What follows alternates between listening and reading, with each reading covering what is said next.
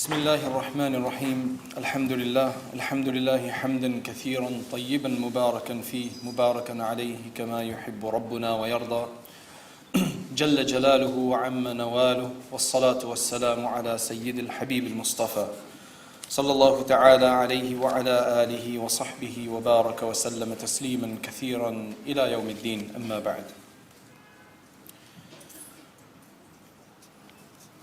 Respected brothers and sisters, respected listeners, Assalamu alaikum wa rahmatullahi wa barakatuh.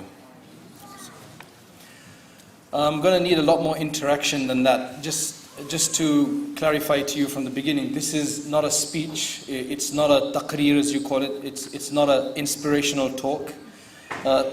This is more of a dars, though I am standing up.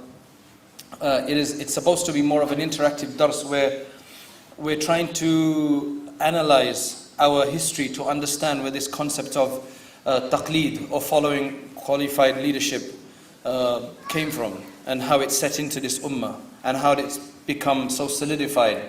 So I think what I'm going to need is a lot more interaction. Don't expect that information is going to be beamed into your heart or into the middle cortex of your brain as the TV does, where you just have to sit and give yourselves up to it. We're going to need a lot more interaction. You know, I want some response from you. Do you understand what I'm talking about? Because if not, then there's no point of doing this talk. This talk it's really geared towards us trying to understand, trying to refine our understanding, trying to get a better perspective of what our history is all about. And these inherited concepts and ideas and practices, where they come from and what are the purpose of these things. So just to begin, inshallah, if I can get that level of interaction with you, inshallah, if I can be promised that, then inshallah we can have a much better experience. You know, we want this experience to be profound.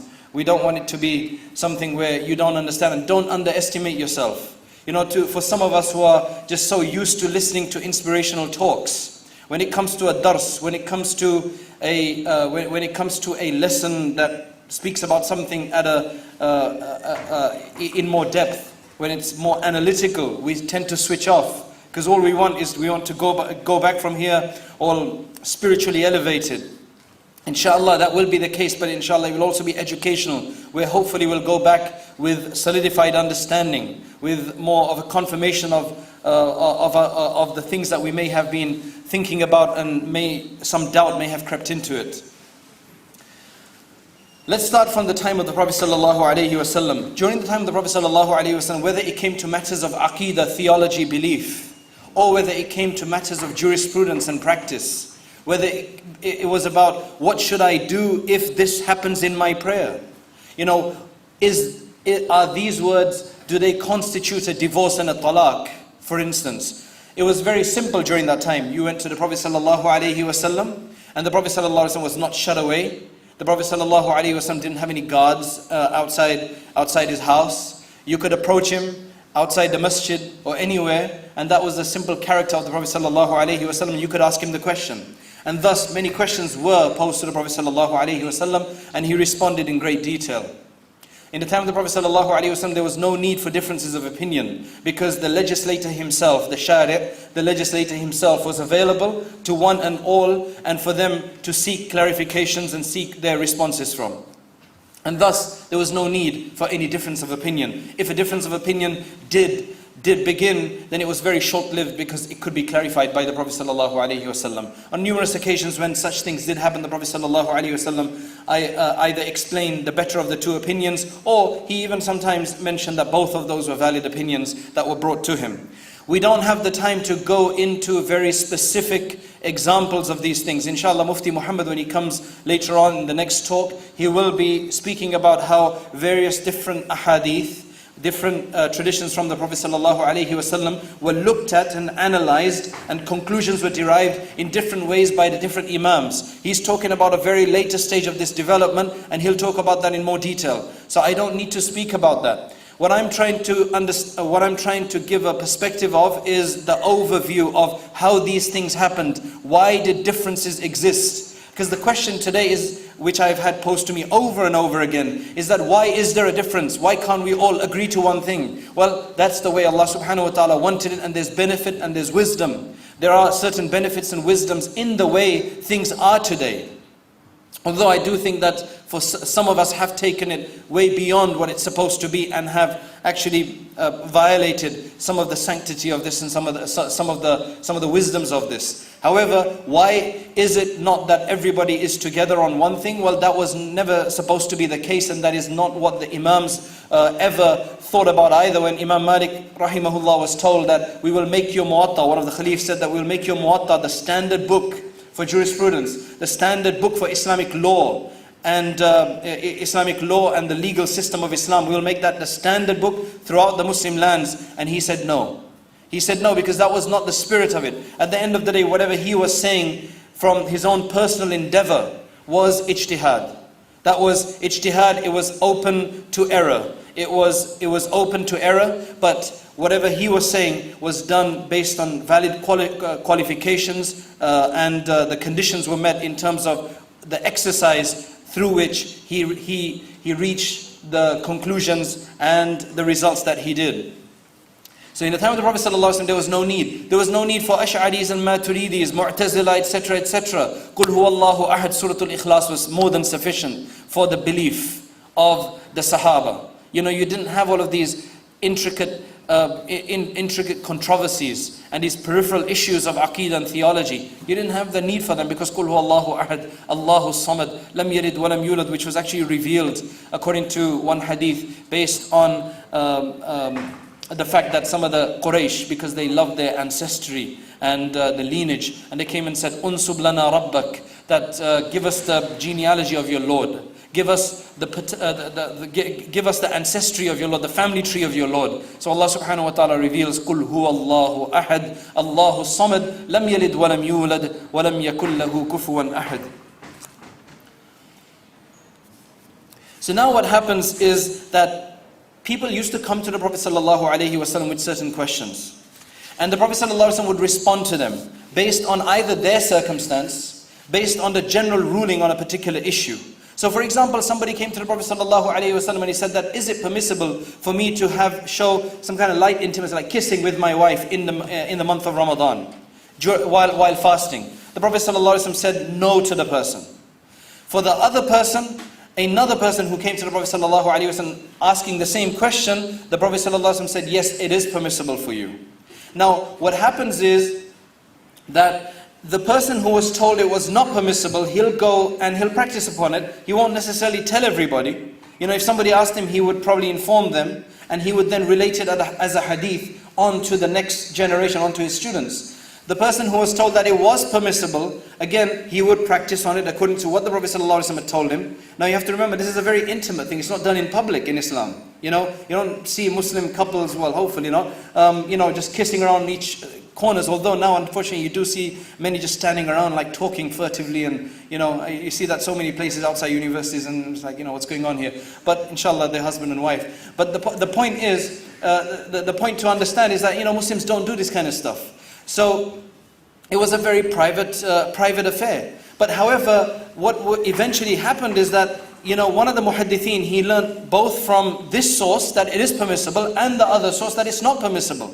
Now in that case, it was very easy to reconcile and tell and explain the reason why these things were differently said to each of the different individuals, the different Sahaba. The reason was, one was an older person, and he was a veteran in marriage. Light kissing wouldn't lead him to other things, and thus it was, his fasting would be preserved, and thus it was permitted, because the act of kissing doesn't break the fast. Normal kissing I'm talking about. Whereas on the other hand, when you had the other person who was newly married, and for such a person, starting at that preliminary stage would obviously, or could very well and could most likely lead to the more advanced stages of intimacy, and thus it was not permitted for him. So now here, it was quite clear to a certain degree to understand why the Prophet ﷺ said one thing to one person and another thing to another person. Another very simple example, Mufti Muhammad should cover which Imam took which opinion and so on and so forth. Although in this case it was clearly that for a younger person it's permissible, it's not permissible, and for a veteran in marriage, somebody who's tried it all anyway for so many years, and for that person it's not permissible. However, there are other issues. For example, Ibn Umar radiallahu an. One of the greatest Sahaba, one of the younger ones, but one of the greatest Sahaba as well, son of Umar radiallahu an. He narrated that the Prophet sallallahu alaihi wasallam said that the deceased, the one who's died, he is punished due to the crying of his household on him or her. So if somebody passes away and the household cries over them, then that person will be punished for based on that crying. And that was his perspective, that was his understanding of what he had heard and interpreted of the way the Prophet ﷺ had given a certain command. Whereas Aisha radiallahu anha, she said that this was regarding a particular Jewish woman who had passed away, and her family was wailing and crying over her, and the Prophet ﷺ's statement about her being punished was not that she was being punished because of her family crying, but the fact that what's the point of them crying over her death when she's being punished?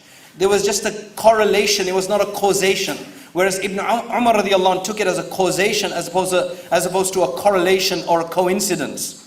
So you had difference of interpretation during the time of the Prophet ﷺ.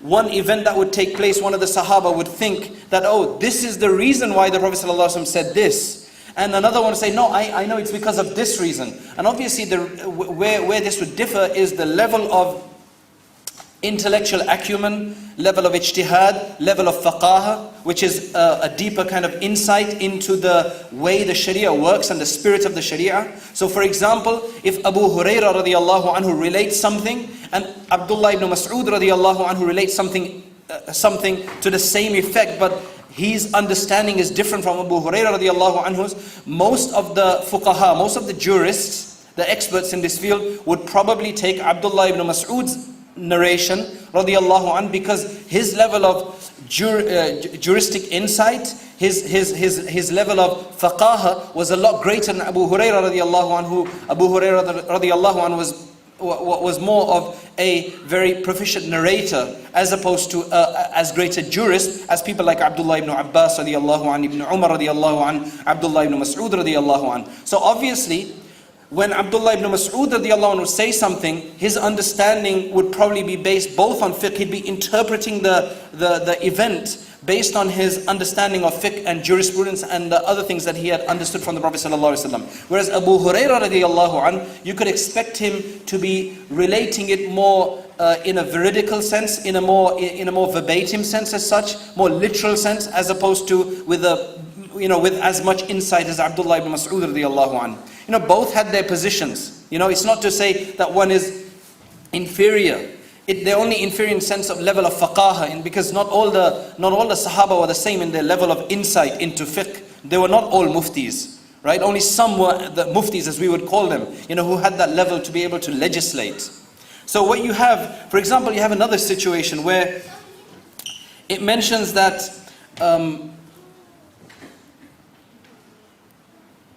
a janazah passed by, a funeral procession passed by with them, picking up the bier, and the Prophet ﷺ stood up.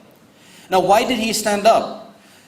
Some were of the perspective and opinion that he stood up out of respect for that, out of respect for that funeral. Whereas the others, it said that this was actually a Jewish person's funeral that was going past by, and the Prophet ﷺ didn't want it to go over his head, and thus he stood up. So it was not out of reverence, but it was more out of not, wanting it to go over his head. But there was a difference of opinion in the way people interpreted this. Now this is natural. There's nothing wrong with this. This is human. This is the human condition. This is the way humans function, right? And only the prophets are directly revealed upon. Only the prophets get direct revelation from Allah subhanahu wa ta'ala and wahi. Not everybody else. Everybody else is prone to error. Only the prophets, only the messengers alayhim salatu wasalam are those that are infallible and that don't commit error in this regard. And because Allah subhanahu wa ta'ala is the one who's guiding them. Allah subhanahu wa ta'ala is the one who's revealing to them. In huwa illa wahyun yuha. It's a revelation that comes down from Allah subhanahu wa ta'ala and is revealed by Allah. Whereas everybody else could make a misunderstanding. When we look at events, each one of us may interpret it slightly differently. In fact, if you go back and you say what the speaker, if two of you go and explain what the speaker was saying, I guarantee you that your stories will be slightly variant, will be slightly different. They won't be entirely the same. In fact, if I tell you to just write about just a paragraph of what you think, or to describe this design, right? Or what the color of this door is, each of you will describe it differently. That's the human condition. We're all unique in our perspective, in our way, in our nature, and in our understanding, and even in our opinions. The point is that it needs to conform to the spirit of the Sharia, and that's what's important. So now you understand that from the time of the Prophet ﷺ, there was the reason for differences of opinions to occur, because of the way the Sahaba may have interpreted something, or because of the Prophet ﷺ may have said something to one person, another thing to another person, based on either their circumstance, or based on that one was a general ruling and the other one was a specific ruling for that person. Now, it's up to the people who come later on to look at these and say, why exactly is there a difference of opinion here? Why did the Prophet ﷺ say one thing here and another thing here? And this is where something very important comes in. This call for studying of Bukhari, only. And, I've studied Bukhari, I've read the entire book, alhamdulillah, as most of the ulama have. It's not easy. Within one section, within one chapter, you will have one hadith that says one thing, another hadith that has an apparent contradiction, that says something else. Because the Prophet ﷺ said both of these things. And the Sahaba related it according to what they had heard.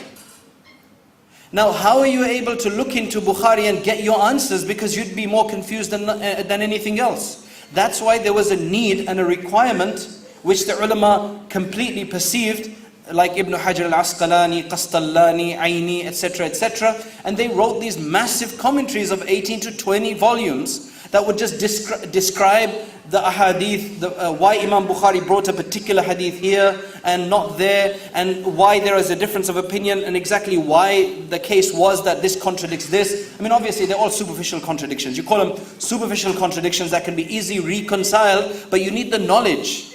So you can't just look, if you're looking, for example, if you're looking for a ruling for a particular matter, you can't just look in one book. You can't just look at one hadith, the first hadith you see and say, great, that's what I'm going to act on. Because there could be 40 hadith on that particular issue, and it requires the mujtahid to look at this, the reader to look at all of this, and then to try to determine the common thread in all of these, to try to pick out exactly why the Prophet ﷺ said this or did this, and then to give a ruling based on that. It's not an easy issue. And I'll explain later, I'll try to go through some of the basic requirements for a mujtahid, for a person that can exercise this kind of independent judgment, or this exercise of, or this endeavor of trying to extract and infer a ruling. I'll try to go through some of these things afterwards. But right now, let's just keep to our history. So now you understand that in the ahadith, there is enough scope.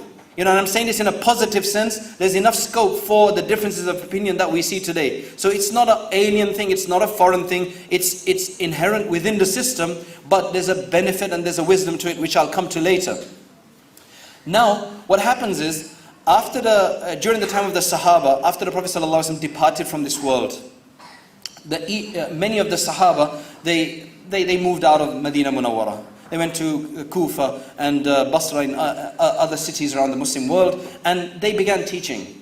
A number of students would flock to them to understand the matters of the deen, to listen to the ahadith from them, to listen to the rulings. Now some were narrating ahadith, others were also practitioners of this ahadith, in the sense that they were also inferring rulings. They were developing a legal system. Because as you know now, after the time of the Prophet ﷺ, Islam began to spread. It began to spread. It went into the Transox area. It went up to Azerbaijan, Armenia, and towards that area. It took over the entire Persian Empire, which is current day Iraq, Iran, and so on and so forth. It went up to Sham.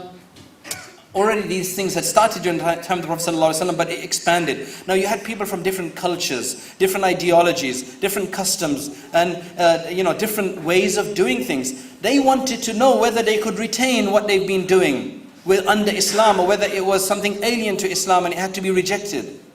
There were responses that had to be given to these people. Who's going to give him the responses? Because obviously with the Prophet ﷺ, although he said enough and the Quran gives us sufficient universal rulings that could be applied to any specific situation to give us a ruling, but there weren't specific rulings mentioned for every new issue that would occur. It just couldn't be the case where the Prophet ﷺ would be able to.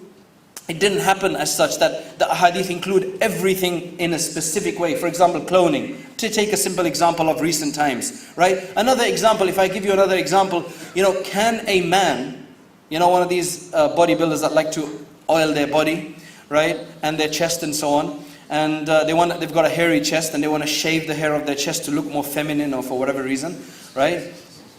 Can a man who wants to shave bodily hair, not the hair that's already mentioned that needs to be removed, but we're talking about hair from the arms, for example, hair on the chest, hair on the back. Can you remove that or not?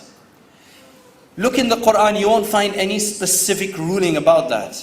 In fact, the Quran contains very few specific rulings. It contains many general maxims. It contains many general universal principles, all right, that are then expounded through some of the ahadith. Now, even if you look at the ahadith, I think you'd be very hard-pressed to actually come up with a direct ruling on can a man of today shave his chest after, going to the gym or whatever it is. Where are you going to get this ruling from? Somebody's going to have to sit down and look at all of the other ahadith that are related to this. All of the sources of the Sharia through the ijma' and other sources, to look at something similar, if something similar has been legislated upon, and then to try to determine a ruling for this particular thing. Now obviously every jurist that would sit and try to perform this endeavor to come up with the ruling for the removal of hair from the chest, if I want to take that example, they may come up with different ideas. Some will say, no, it's not permissible. Some will say, it will be permissible. Some may say, it's only permissible under this circumstance and not under that circumstance. There's a very rich variation that you'll get. Yeah, if the brothers can move forward to make some room, inshallah, for the brothers who are coming in. Jazakallah khairan.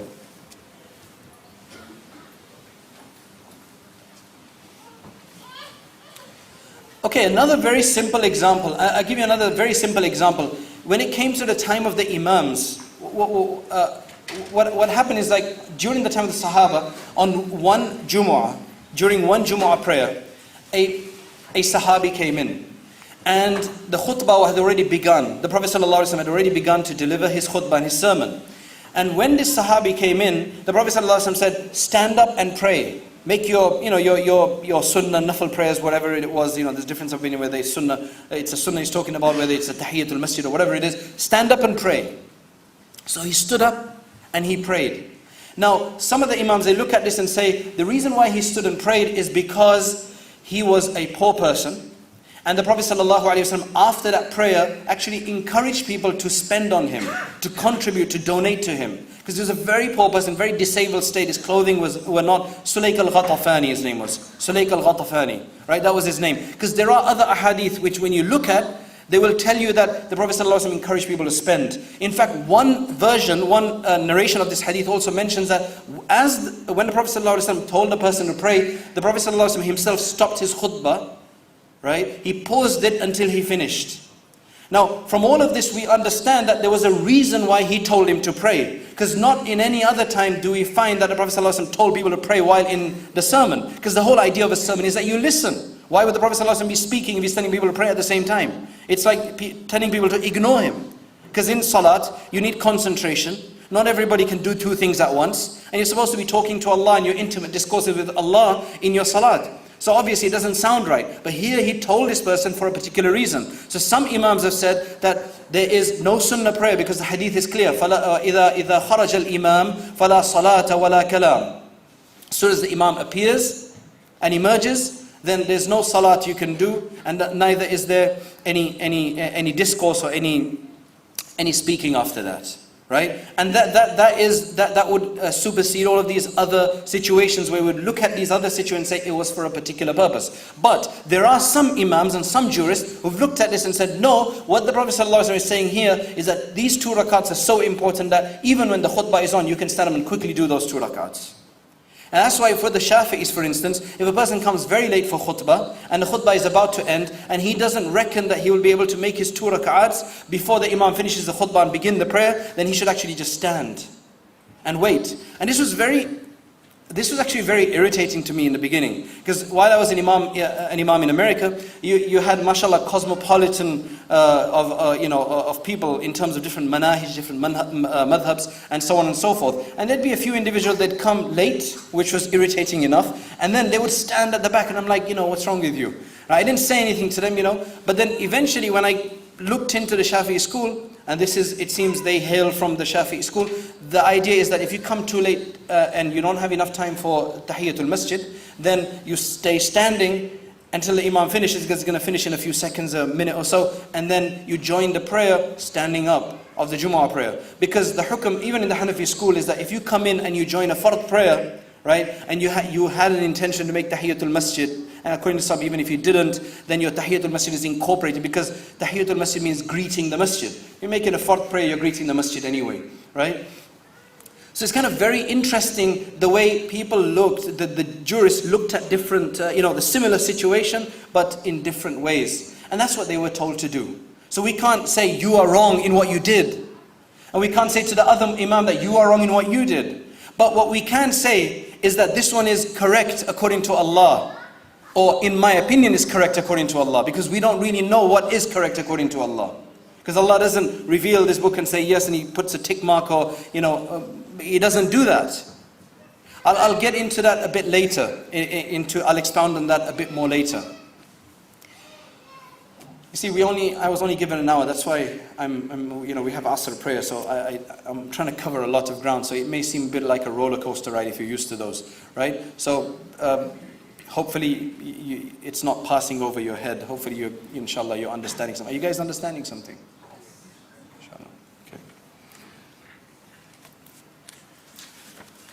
Now what happens is, there's a need to look at the corpus of hadith, the sunnah, the actions of the people of Medina, the actions of the Sahaba, and exactly what the Sahaba also narrated to others, and then obviously the Quran is the primary source. The time of Umar radiallahu anh, he, on many issues that were very prominently disagreed upon, Abu Bakr radiallahu anhu did not have the time. He didn't have the time to deal with these issues, because in his 2 years and certain number of months khilafah that he had, his entire focus went into quelling the rebellion, and all of these apostates and others who challenged certain aspects of Islam and so on and so forth. So his entire 2 years and a half or so went into that. Umar radiallahu anhu, he inherited a very calm kind of system, and then after that he focused on a number of other things, both the expansion of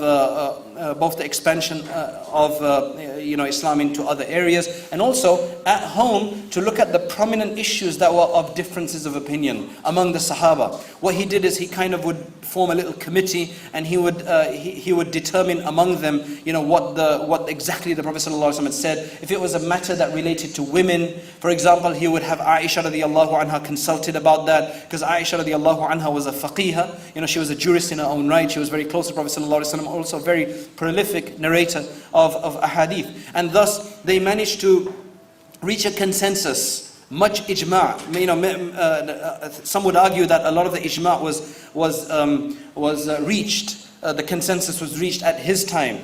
Now obviously then Uthman radiallahu anhu's time comes, and eventually there's a lot of chaos eventually during that time. But what's happening now around the Muslim Ummah is that there are different ulama in Medina, in Kufa, in Basra, in Makkah, Mukarramah, and other places that are teaching and that are legislating, and people are following them. So for example, what you had, just to give you a few names, because I think we need to mention these names so that they become familiar to us. They are our heritage, right? So what you had, for example, is that among the Sahaba, who are the great fuqaha, who are the great jurists, the muftis among the Sahaba, right? Obviously the 4 khulafa.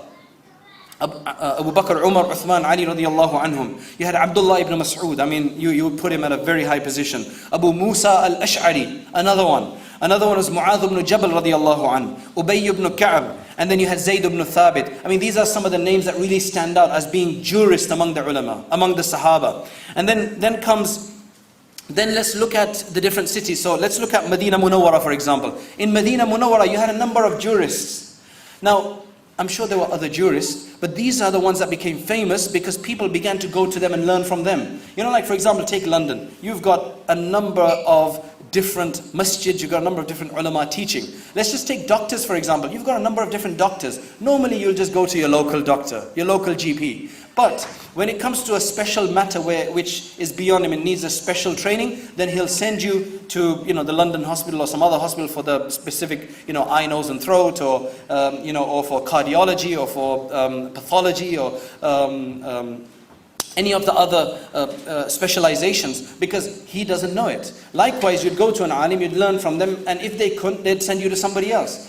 Eventually, a few people would become more famous than others because everybody is resorting to them, everybody is going to them. I mean, it's just a natural selection process. That's the natural evolution that takes place, in that positive way, in that sense, right? So when you go to Medina, you had Aisha radiallahu anha, and she lived for a number of years after the Prophet ﷺ had departed. So Aisha radiallahu anha, Abdullah ibn Umar radiallahu anha, Sa'id ibn al-Musayyib, right? Now these are the tabi'een. Sa'id ibn al-Musayyib, Urwa ibn al-Zubayr, Ibn al-Awam, right? Ali ibn Hussein, Salim ibn Abdullah ibn Umar, Abdullah ibn Umar's son, Sulaiman ibn Yasar, Qasim ibn Muhammad ibn Abi Zakaria, Nafi' ibn Shihab al-Zuhri. I'm sure some of you must have heard these names before, right? You had Abu Zanad, Abdullah ibn Dhakwan, Yahya ibn Sa'id al-Ansari, and you had Rabi'at ibn Abdur Rahman or Rabi'at al-Rai, right? So you had these famous scholars who became famous more than anybody else. Now obviously even among them, there would be some that would be even more famous. So for example, it's even related among the Sahaba that somebody came to one of them to ask a question and he said, I don't know the answer, just go to so-and-so Sahabi, Abdullah ibn Abbas or somebody else, and ask him, whatever he tells you, come and tell me as well. It's just a natural thing, that's the way it happens, right? Because not everybody has the same level of knowledge. And if you're humble enough and you're a true scholar, you will consult others. Your learning never ends in Islam. Now when you go to Makkah Mukarramah, you had Ata ibn Abi Rabah. That's a great scholar of Makkah Mukarramah. You had Ikrimah, you had Mujahid ibn Jubair, and of course you had Ibn Abbas radiallahu anhu. Remember Ibn Abbas, Abdullah ibn Umar, these two were very young when the Prophet ﷺ passed away, but they had really absorbed a lot from the Prophet ﷺ. That's why they were able to really spread their knowledge afterwards, because they stayed for a lot longer.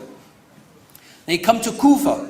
Now Kufa had a great number of people. You had, for example, Alqamah ibn Qais al-Nakhai. You had Masruq ibn al-Ajda', right? You had Ubaydah ibn Umar al-Salmani. You had Aswad ibn Yazid al-Nakhai. You had Shurayh ibn Harith al-Makki, or al-Kindi rather. Shurayh al-Qadi is the famous Qadi that you hear about in the various stories that are related from that time. Ibrahim ibn Yazid al-Nakhai, and you had Sa'id ibn Jubair.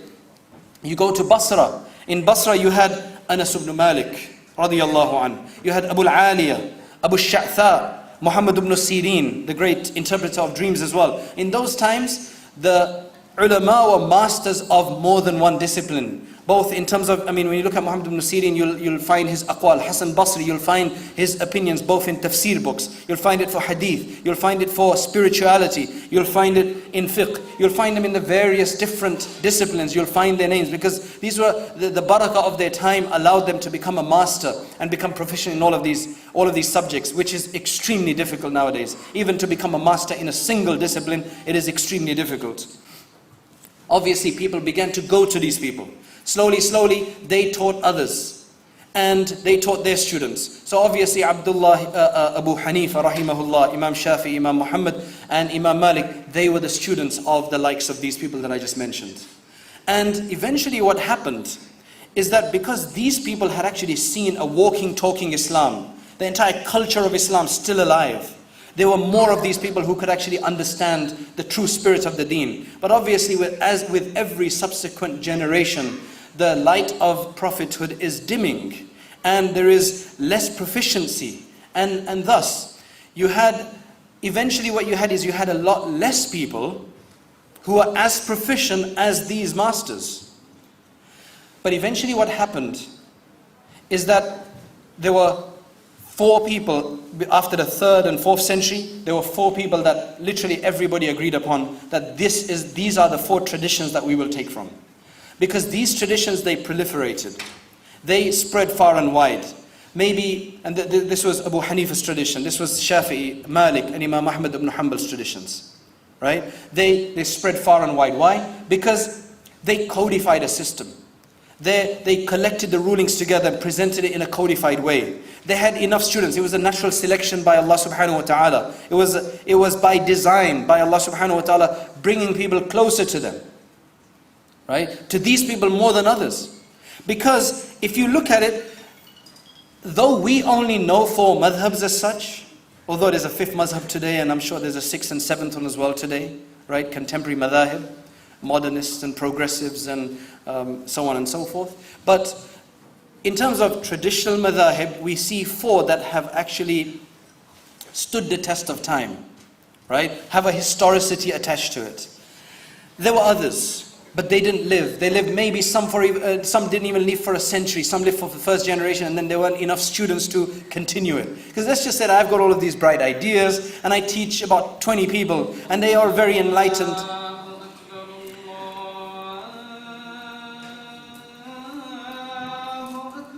Now these 20 people, they become very enlightened by that, but they don't feel it's good enough to pass on to anybody else, and they go and they start doing something else. Whatever I've taught is going to disappear. Do you know what I'm saying? Whatever I've taught is going to disappear.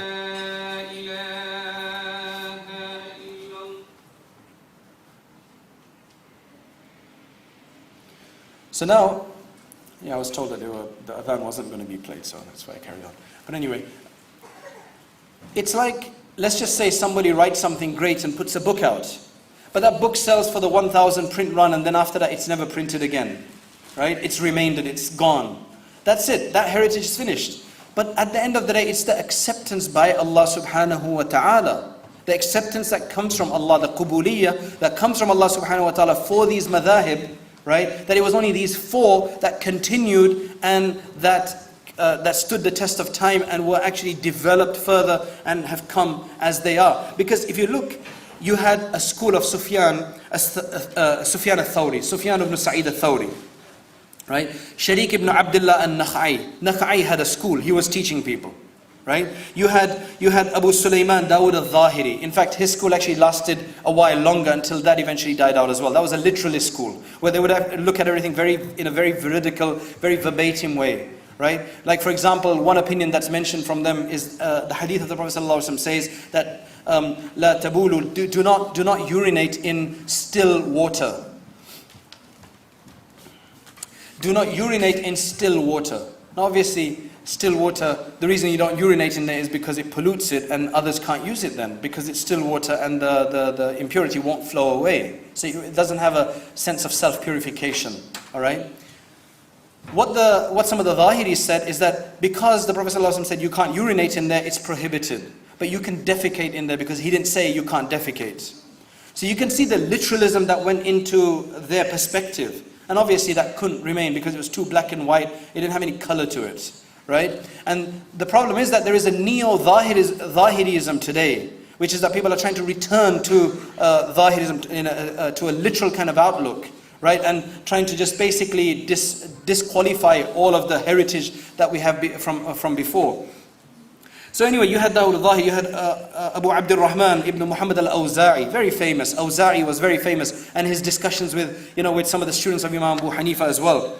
Then there was Muhammad ibn Rahman ibn Abi Layla. Now there were others as well, but these are some of the prominent ones who had schools, but they weren't very enduring. They didn't last for too long. The students didn't have enough students or enough proficient students or enough famous students. Now, why did the other madhabs become so proliferated? Like if you look at it today, probably half of the madhab following world is Hanafi, right? Because if you look at just China alone, the 40 million, or according to some research, 100 million Muslims there are all Hanafi, right?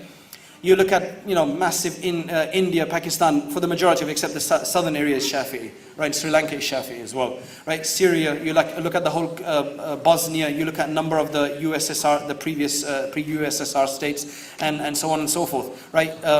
Iran and other places. The second most prolific is the Malikis, not the Shafi'is, right? It's actually the Maliki. The whole of North Africa is supposed to be Maliki, except that unfortunately there are people that have basically moved on to some other ideologies recently in places like Algeria and others, right? Then you've got the Shafi'is, and then you've got the Hanbalis. The Hanbalis are a very small group today, right? The Hanbalis are a very small group today. The focus of Imam Ahmad ibn Hanbal and his proficiency was more in hadith, according to many of the scholars. And that's what he wrote more on in terms of fiqh. That's why they say that his madhab as such wasn't as strong in terms of its endurance. A great madhab. I mean, Imam Ahmad, you can't, you just can't put anybody, equal with him in terms of his proficiency and his zuhud and everything. I mean, he's an imam. I mean, if you can have a few imams among our history, he's one of the imams, not just in fiqh, but in hadith and in everything else. But when we're looking at it purely from a juridical point of view, then that's what we get. Eventually, it just became normal and the practice that everybody who learnt fiqh, learnt it under one of the schools, right? Until about 200 years ago, about 150 years ago. When when it slowly began that we don't need the four madhabs. I don't entertain conspiracy theories. I'm not saying it's a British thing, as some people like to say, right?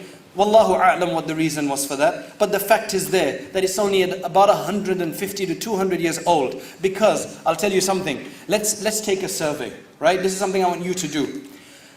Just give me the names of 5 scholars, quickly, right? Volunteer some names of prominent scholars who most of us will know about. We've heard their name, right? That are beyond 200 years. Throw me some names. Sorry? Ibn Taymiyyah. Okay, alhamdulillah. That's one. Another one? Imam Suyuti. Right? So I'll write him down. Ibn Taymiyyah, Suyuti. Who else? Ghazali. Okay, carry on.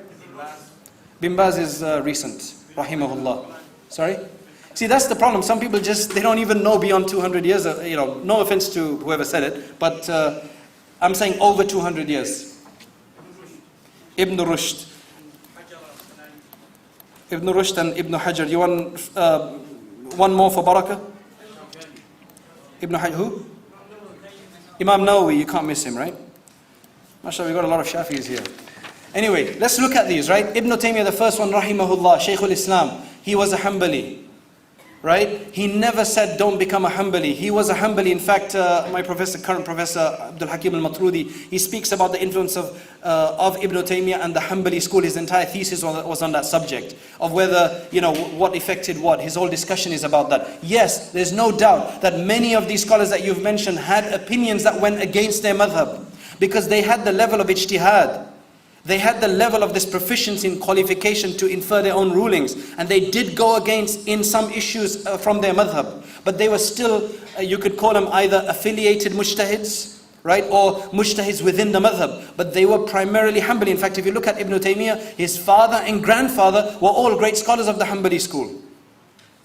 Right? And they've written text on that subject. So Ibn Taymiyyah was a Hanbali, there's no doubt about that. Yes, he had divergent opinions and he had tafarrudat, and he has the absolute right for that. Just like Tahawi has for the Hanafi school as well. But as a Hanafi, I can't follow Tahawi's opinion, because he doesn't represent the school in his isolated opinion, in his personal opinion. I have to follow the school, right? Number one, Suyuti. Suyuti is no doubt he's a Shafi'i scholar, right? Well within the Shafi'i school. Ghazali, primarily Shafi'i. Although he did have opinions. If you look at his Bidayatul Hidayah, if you look at his Ihya, if you look at some of the other books of fiqh, he is kind of ambiguous in some of his fiqh in terms of the ruling. For example, I mean, he's with the Hanafis when it comes to raising the hands up to the ears, right? But in some of his books, he mentions up to the shoulders, right? But he was a Shafi'i, there's no doubt, because he wrote in the usul of the Shafi'i school. So he was a legalist of the Shafi'i school as well, usuli. Ibn Rushd was a Maliki for the most part. Though, he was a philosopher when it came to, he was a very Aristotelian ideology, a refiner of the Aristotelian ideology. But he was definitely a Maliki. Okay. And then Ibn Hajar al-Asqalani, you can't get a bigger Shafi'i than him. Right? Alhamdulillah. And Nawawi, again, another massive Shafi'i scholar. Right? Of colossal terms. Absolutely. Right? All of these. So, you'd be hard pressed to find a single scholar from before 200 years ago that didn't affiliate themselves to the madhab unless they were a Zahiri. Unless they were Zahiri. Yeah. Imam Shawkani is recent. He's from Yemen. Imam Shawkani is recent. Imam Shawkani started off with something maybe from the Zaydi background, right, which is Zaydi Hanafi maybe, I'm not really sure. And then after that I think he was a mujtahid in his own right or something, I'm not sure, right? But he's recent. So you can't permit, there was something accepted upon. In fact, you had one of the Hanbali scholars, I think it's either Ibn Qudam, Ibn Rajab al-Hanbali, one of the two. They wrote, الرد على من لم يتبع المذاهب الأربعة. That a repudiation of those who don't follow one of the four madhabs. Right? I'm going to have to stop here because it is salat time. There's a lot more to be said, but hopefully you've got an understanding of how these things developed. And finally, for a mujtahid, it's not in, I just want to say this one last point because I find that it's so important. If somebody has the entire corpus of ahadith, which were maybe not even available to all the imams, for example, right? He's got all the hadith, he's got a best database, he's got a very, very good computer system, and all the rest of it, right? And he's got the ability to, to correlate and to show the correspondence and everything. Do you think that he can provide a good madhab? If he was given all the resource and everything, the reason he won't be able to is because there's no living tradition today that will show you how these rules were manifested and were practiced. What the four imams had is they still had communities around the world, wherever they were, they still had Sahaba, Tabi'een and others who still showed what it was like to be in the time of the Prophet ﷺ. Today you can't point out one single area where it's exactly like that, where you can be reading your hadith and look there and think, oh, and now I understand what that is. I'm telling you, when we're studying even lugha, when we're studying lexicography, when we're studying even fiqh and hadith, you don't understand what you're reading until you actually go somewhere in the world and you actually see, oh, now I understand what that was talking about. It is not a simple endeavor, I'm telling you. That's why madhab, for a mujtahid mutlaq, an independent mujtahid to come about the likes of that, though someone might be intelligent enough, there's just not maybe enough other things. And there's no, obviously the tawfiq from Allah subhanahu wa ta'ala, that's a whole different thing. It's not enough for us to get that. Allah subhanahu wa ta'ala give us the tawfiq wa akhiru da'wana and alhamdulillah. Bismillahir Rahmanir Rahim. Alhamdulillah wa salatu wa salamu ala Sayyidina Muhammad wa ala alihi wa sahbihi ajma'een. The reason I just wanted to continue this for a few more moments. If we can get the sisters to also settle down, inshallah, just for the next 10-15 minutes.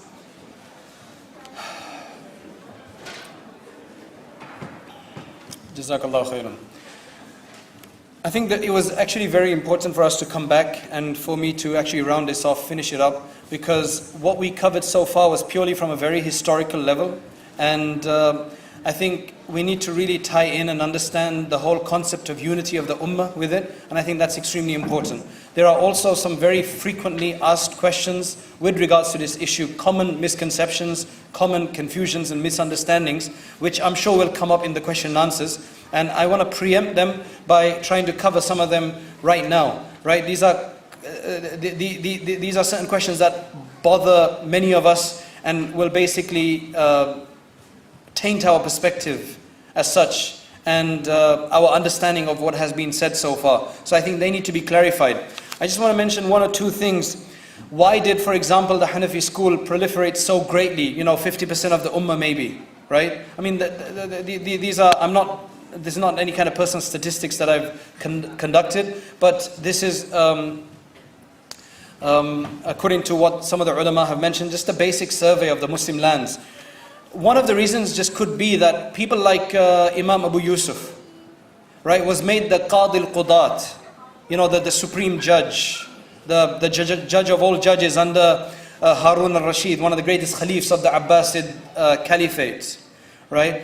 And obviously that must have had some influence because he wrote his Kitab al-Kharaj and some other books for Harun al-Rashid. Then you had, for example, the Uthmanis, the Uthmani Turks. It was probably one of the longest ruling dynasties ever to have lived and ever to have come and gone. About 600 or 700 years. And they were primarily Hanafi as well. Not that they ever enforced it. It wasn't like that's the only thing that could function under their rule. But obviously when you've got the supreme authority doing something in a particular way, people normally follow suit. That's why the constitutions of Egypt today was based on the Hanafi school. Obviously it's been modernized, and there's a number of other issues that have crept in there, from the new Azhar as such. So there are a number of reasons. Obviously there are a number of reasons if you want to go into it, from a geopolitical perspective. But anyway, that's not what we want to do today. What I'm looking at is that's the fact of the matter, and that's what happened. Allah subhanahu wa ta'ala wanted in a particular way. Some provide this as a wisdom, that one of the reasons why Allah subhanahu wa ta'ala had 4 madhabs as such proliferate is so that everything that the Prophet sallallahu alaihi wasallam ever did, right? Because there were some things that he did earlier on and then they stopped doing it. Right? For example, there's a hadith which talks about raising the hands in the prayer at every single movement. Before sajda, after the sajda, between the two sajdas. And you can find these hadith in Sharh Ma'ani al-Athar of Tahawi. Right? And then you have some hadith which speak about just doing it at the beginning and before and after ruku'. And then you have some hadith like Abdullah ibn Mas'ud relates that he only did it in the beginning and never did it again. So now what happened? Some have shown a chronology of events of saying that initially it was before it was a part of every single movement, and then it was reduced when finally there was more sukoon in the prayer, because initially you could even speak in prayer. If you came in, you could ask the guy what rakat is the imam on, right? You could move in the prayer before, but all of these things became a lot more tight as the people became more used to it, right? And these things became abrogated, mansukh. Now for the Shafis, they took it at the middle, where they said, okay, before ruku and after ruku we're going to do that. Likewise the Hanbalis. Whereas the Hanafis said no, Hanafis and Malikis said no, we're going to take the hadith of Abdullah ibn Mas'ud, where we're going to take the first one. But anyway, just a few of the other issues I'd like to just preempt, as I mentioned. The whole call today that you don't need to follow a madhab, right? There are 2 groups primarily. There's a variation between, but there are 2 types of calls towards no madhab, right? One say that let's disown everything in between, go back to the Quran and Sunnah and take it literally, right? That's one approach. The second approach is they're better with the madhabs. They said we can benefit from all of them, but we need to reinterpret the entire Sharia according to contemporary times. So we need a reinterpretation. We need a modernization of faith, right? Now you can see the problem with both of these, because one is completely rejecting, this many centuries of scholarship.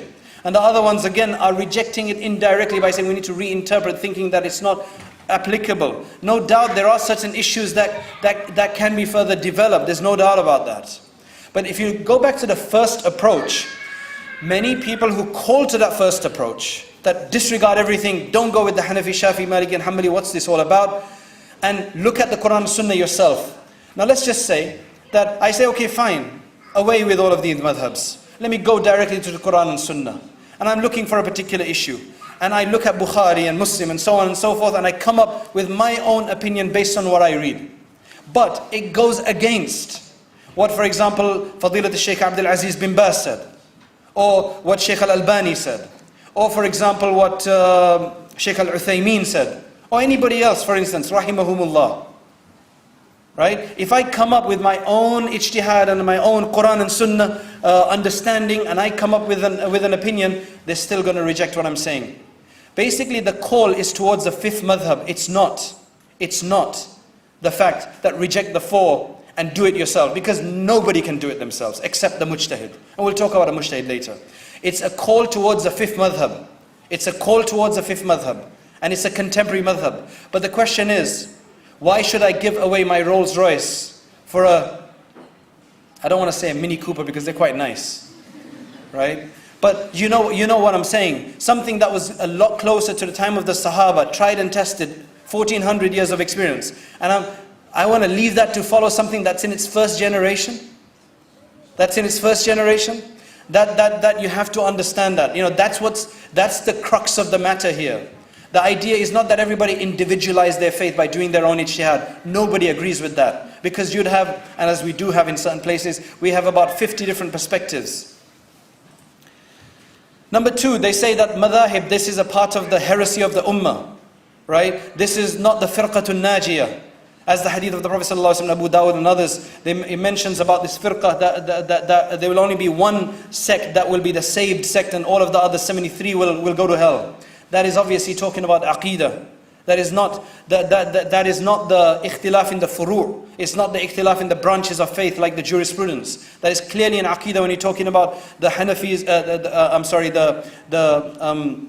Ahlul Sunnah wal Jama'ah, you're talking about the Mu'tazila, the various group under the Mu'tazila. I mean, people like Shahrastani and Abdul Qahir al-Baghdadi and many of these others, they've already, in their time, according to their understanding, they've already enumerated these 73 sects. But obviously that's an ongoing thing. Nobody can decide exactly who these sects were, because what level the Prophet ﷺ talked about this at, what intensity of the sect and so on. But basically there's clearly the different sects of the Shia, the different sects of the Khawarij, the Mu'tazila, the Murji'ah, the Qadariyah, the Jabariyah, and so on and so forth. It's talking about a difference of opinion on a polemical aqeedah, theological level.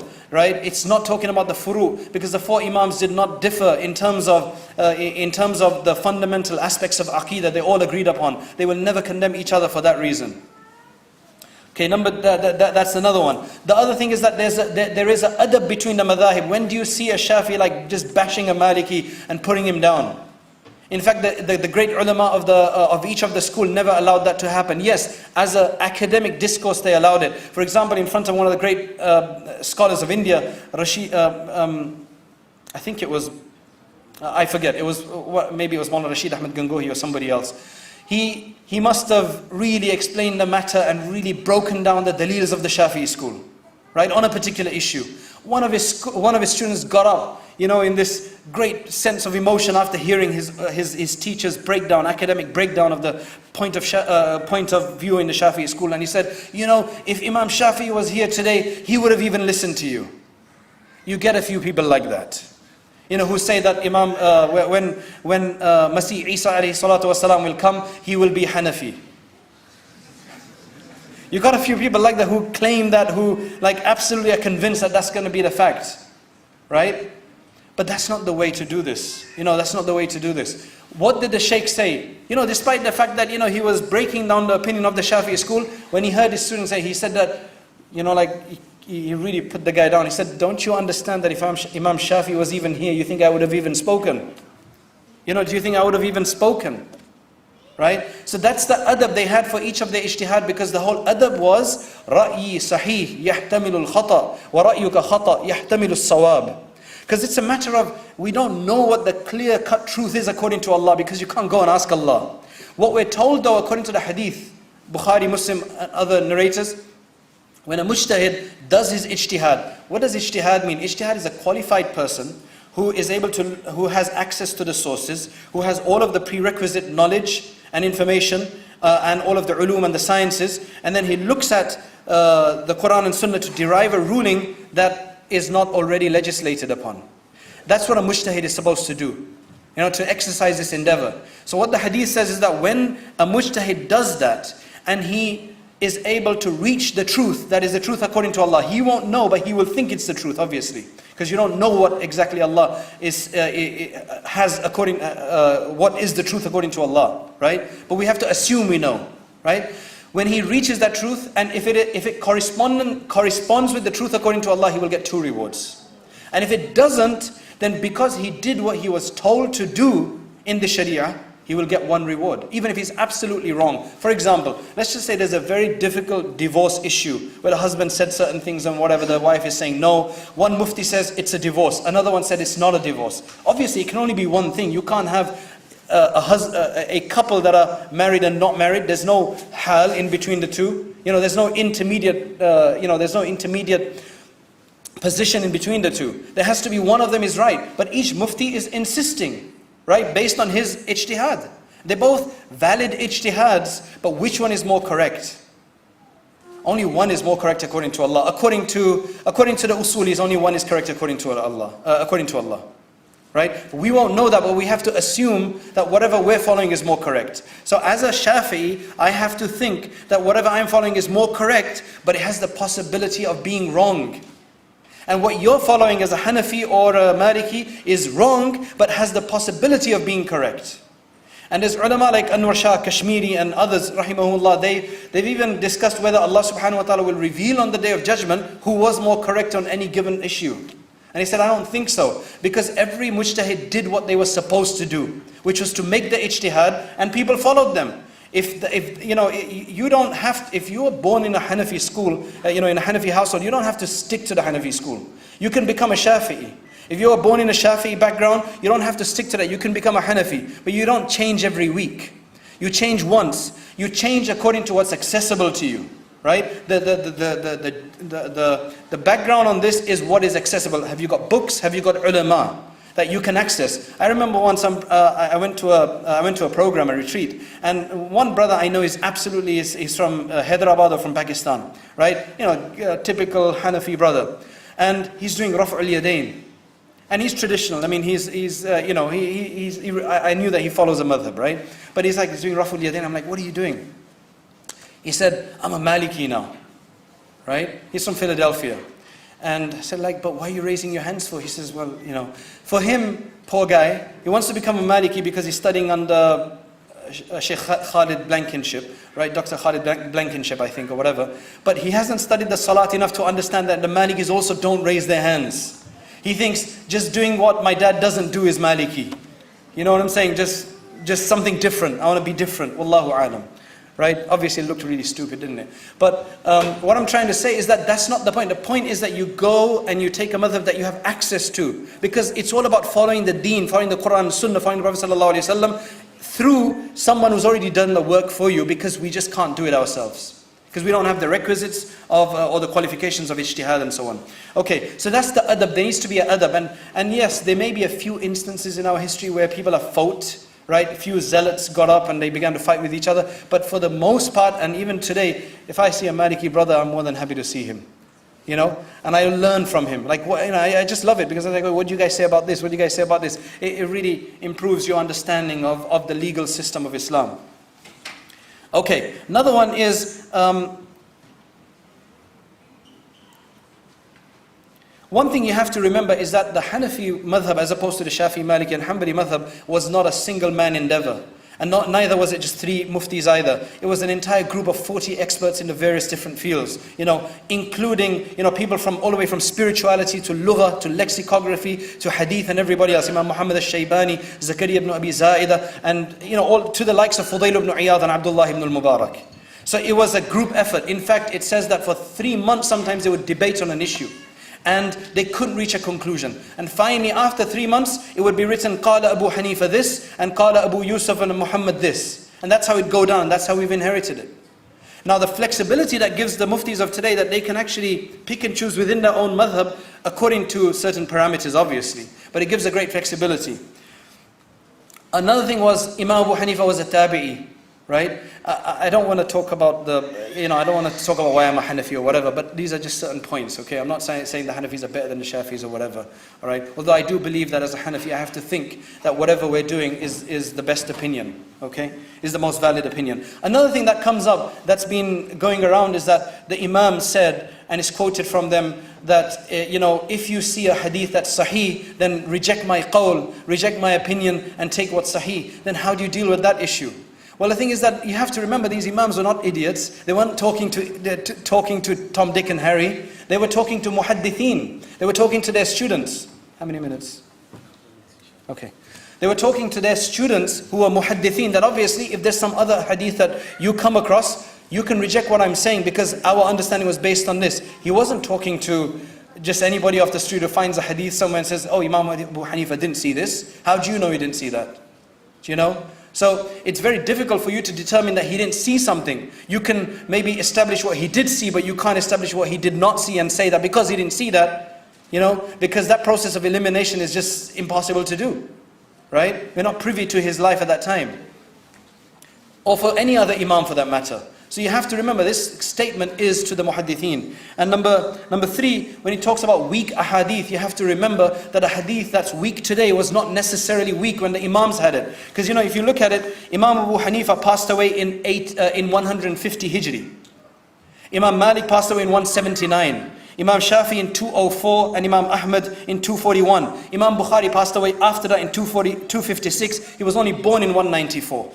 So when Imam Bukhari got the hadith, there may have been now a narrator who came in after Imam Abu Hanifa's time, who was a weak narrator, and the hadith happened to only be narrated from him. Now Imam Bukhari couldn't take that hadith anymore. Whereas earlier on, before that time, it was sahih because all of the narrators were sahih.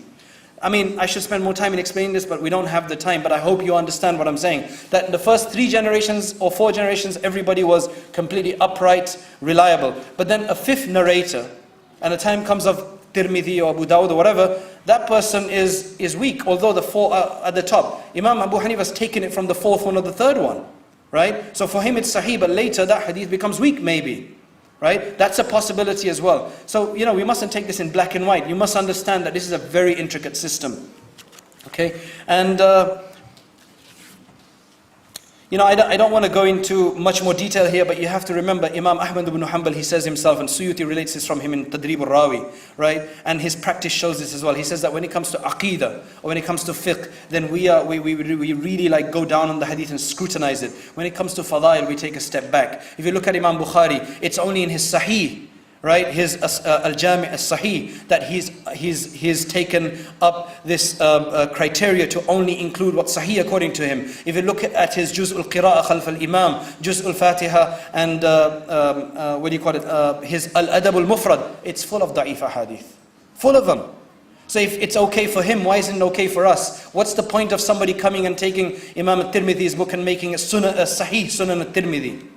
And taking out what he thinks is weak and making, this is what I think is the Sahih of At-Tirmidhi or Sahih of Ibn Majah, right? What's the point of that? If it was good for those imams, why not for us, right? So these are just some of the things, but one thing I must tell you and I must encourage is that this is not a point of argument. It's an academic difference, and this is something that they have agreed to disagree on, and it enriches the faith to a certain degree, right? As long as your issues are not in aqidah, that's a problem, right? When it comes to fiqh, let them do that, let them do this, right? You've got a lot of ignorance all around the world. If you've got somebody in a typical masjid in India or Pakistan, he says Ameen aloud, I'm telling you, they will turn around and say, Wahhabi, go and kill him or something like that, right? Because they've never just seen it before.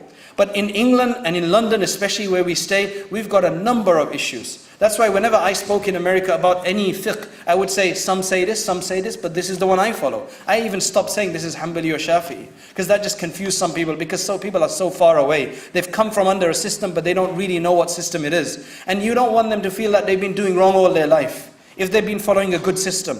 That's why what I would normally say is that this is one opinion, other ulama have said this, I prefer this one for this reason. So they feel that, we're following qualified scholarship, but, I could move over if I want because this seems better, because he's convincing us of, what the reason is. Right? So don't ever argue with others about it. It's a futile argument. We've got a lot of major things to think about and to deal with from outside our faith tradition. That's why you might be thinking, well, why the point of this? The point of this is that we got a problem. Right? We have a problem. And hopefully from more knowledge of really what happened in history and the reason why these things happened, right, will give us more tolerance, will give us a higher standing in terms of an academic nature, so that we can start looking at things more professionally as opposed to more culturally, right, or in a more biased way. Allah subhanahu wa ta'ala give us the tawfiq. Let's not go around taking people out of the Ahlul Sunnah wal Jama'ah, whether it comes from a Hanafi, Shafi or somebody else, it doesn't matter. Let us just focus on the true things that we have, and let us try to at least come together on a brotherly level, inshallah. Allah subhanahu wa ta'ala give us the tawfiq. Jazakallah khairan a lot for your patience, but I thought that if we left the historical aspect only, it would have not really finished it off properly for us. Thanks a lot, Jazakallah khair for your patience and your sabr. Allah reward you for that. Wa bashiri sabirin. Jazakallah khair. وآخر دعوانا أن الحمد لله رب العالمين.